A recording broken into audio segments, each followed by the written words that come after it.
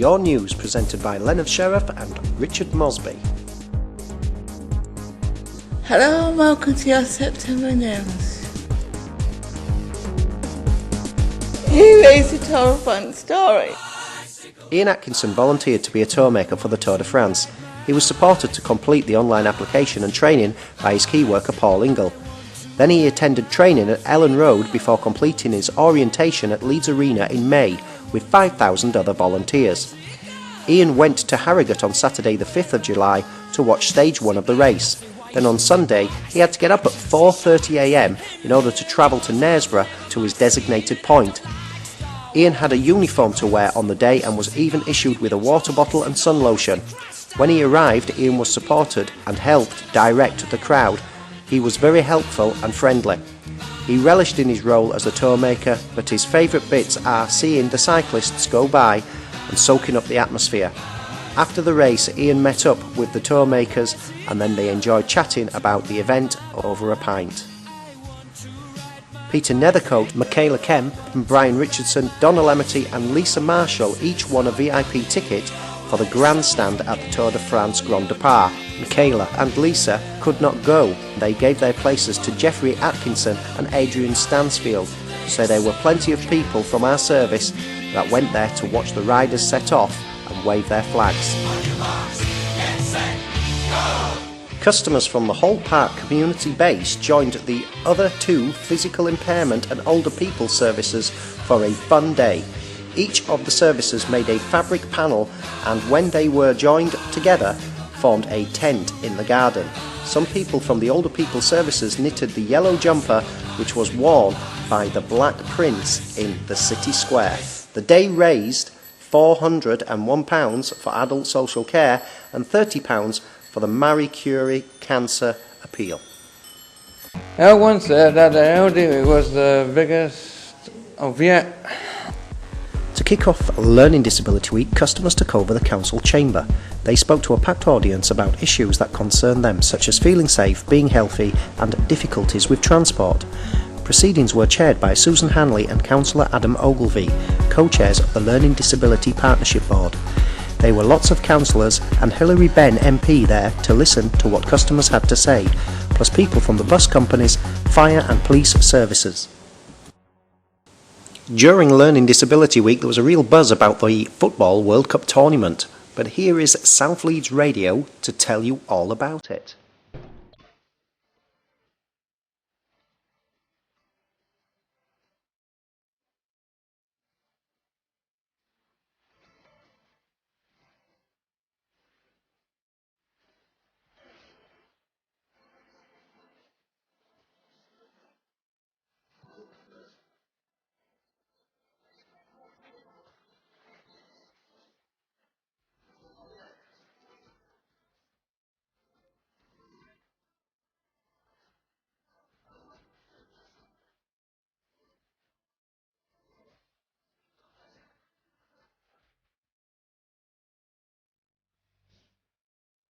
Alan sprints the full length at 5-side court, pulls his shirt out top of his head and runs wiggling his boobs. Yeah, and then does a forward roll. Yeah, forward roll. Yeah. Absolutely, you don't get that type of celebration at Premiership. No. You should see more of them. Definitely.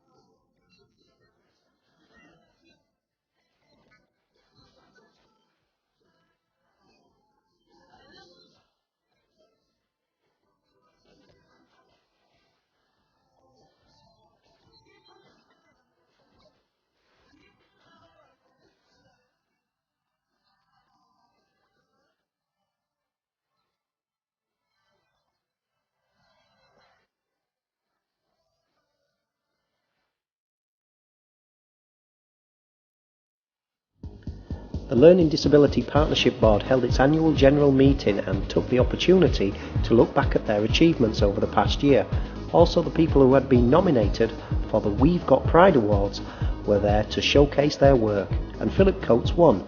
His musical talent were recognised when Vicky Isles, chair of Connecting the North, presented him with his trophy.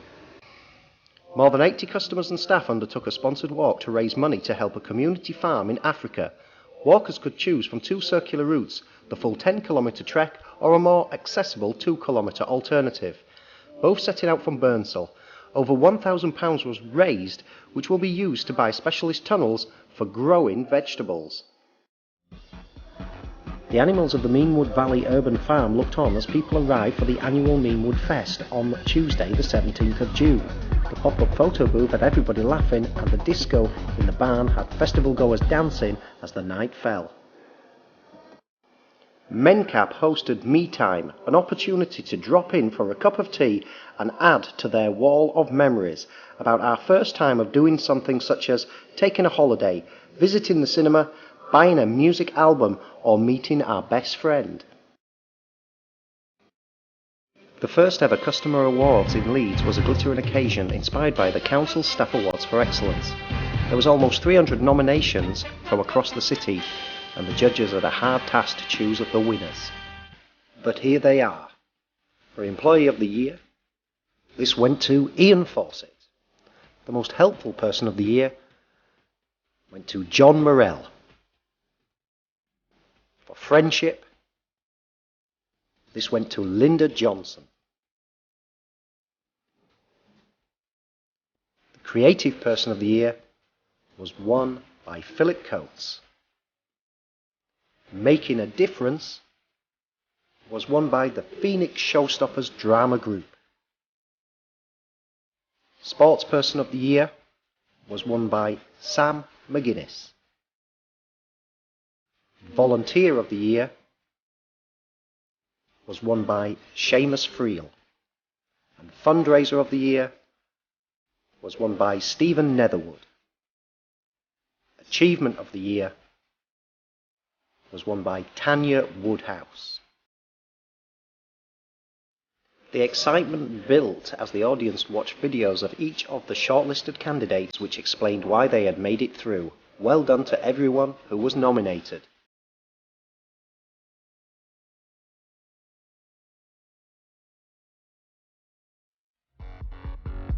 Once again, the bocce tournament drew huge crowds. The players were determined and the noise was incredible as the games got on the way. There were matches for winners and the losing teams which kept everyone playing for longer, but it made it quite difficult to know who was winning. It was not hard to spot the winners though when the close final match was being played. As the tension built, Andrew blew the crowd away with his final brilliant shot which took the game and the trophy for the Your Health Matters team. On the 19th of June, it was Progress for Providers, where service providers got together to talk about the great things that are happening across Leeds. They made pledges about what they will do this year too. Also on the 19th of June, it was the Leeds Advocacy Silver Anniversary. We put our heads together and organised this fashion show. I made the clothes itself from the old to new. And now we've got 4 models who are going to do the catwalk, and I'm going to be hosting it. Tonight, it's going to be a fashion show at 7:15. You will enjoy it. And the place will take some pictures.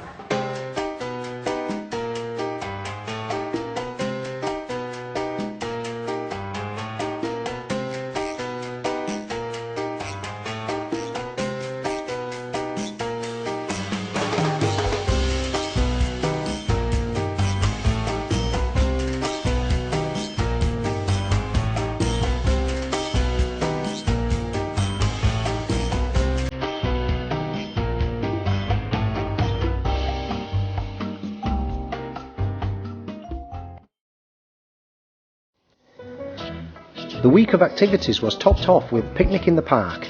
There was hand massage by Purple Patch Arts, gardening from Hyde Park Sauce, exercise from Yorkshire Dance, sensory relaxation from Wilf Ward Trust, and music by the Off by Heart Choir, plus information stalls from the Citizens Advice Bureau, Connecting the North, and Your Health Matters. The weather was beautiful and over 500 people came along to enjoy the event. complete with picnic blankets, chairs and even sun canopies. Here is now more news across the city. And now for the results of the photography competition. Hundreds of entries were received for the photography competition, not only from people living in Leeds, but as far away as London. The judges were very impressed with everyone's photography skills and had a hard time voting for the winners and runners-up. Karen McGregor was the winner of the Artistic and Creative category. Fazlad B. Khan was the runner-up, and Oliver Sutton was also a runner-up in this category. The next category was Outdoors and Nature, in which Daniel Lee was the winner. And Martin Earle was the runner-up in this category, along with Angela Jones.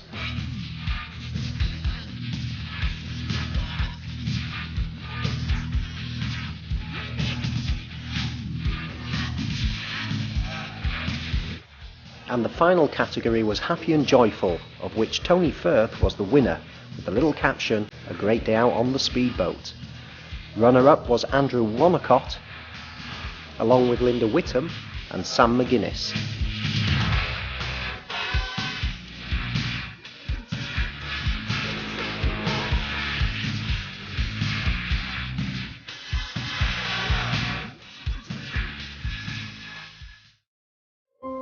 And now for some sad news. We are very sorry to hear of the deaths of some customers.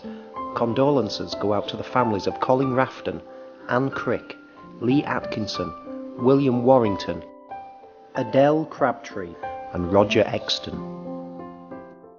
We'll catch up with the Davis's in our next station. The Courtyard Cafe's first birthday was on the 12th of July, and after 25 years of use, the house known as Bramley Annex has closed. Given its small rooms and tight staircase, it was no longer fit for purpose. Instead, all the customers have moved into their new community base at Kirkstall Leisure Centre. Councillors Adam Ogilvie and Lucinda Yeadon formally opened the new facility. The community base at Neighbourne Court is due to open soon, and work will begin in the near future on the bases at Garforth, Scott Hall and Fernville Leisure Centres.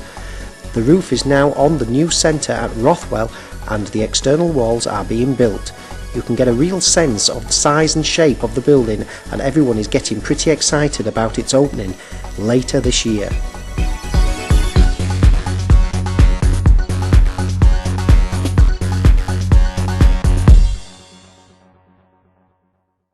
Here is now more news. Friday the 11th of July, all the customers from the south got ready to rock at the annual Summer Fest. Held at Middleton Park, a full day of fun and music took place on the stage. Performing were the Off by Heart Choir, Yorkshire Dance, Steve Chapman Smith, a brilliant folk singer who kindly played for free, and a host of customers dressed as singers and bands. We had the Spice Girls, U2, Coldplay, Frank Sinatra, amongst others. Middleton Park hasn't seen as many celebrities since last year. Over 150 people attended to relax and enjoy the festival vibe.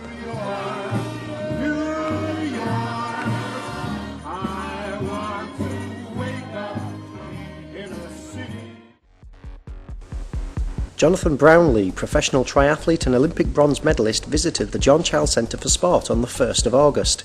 He did an athletics session with customers, working alongside them and encouraging them. He then visited the base and took time to chat to customers about themselves, as well as answering questions and posing for photographs.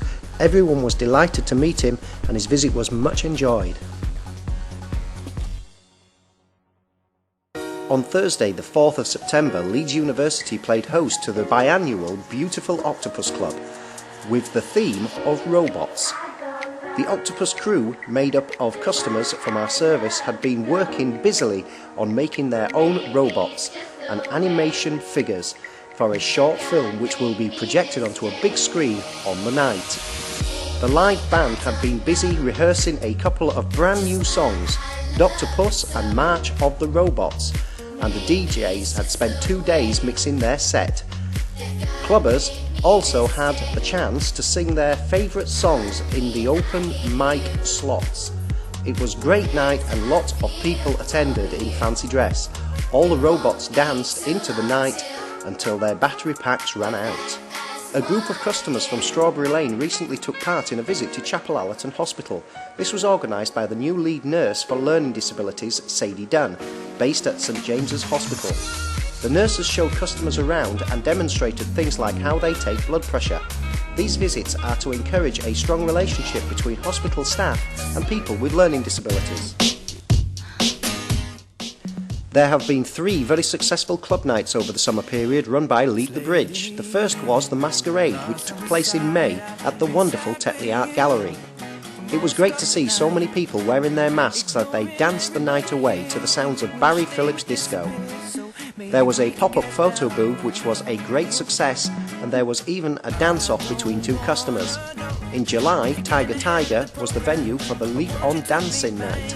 It was packed to the rafters with people dressed up as their favourite pop and rock stars.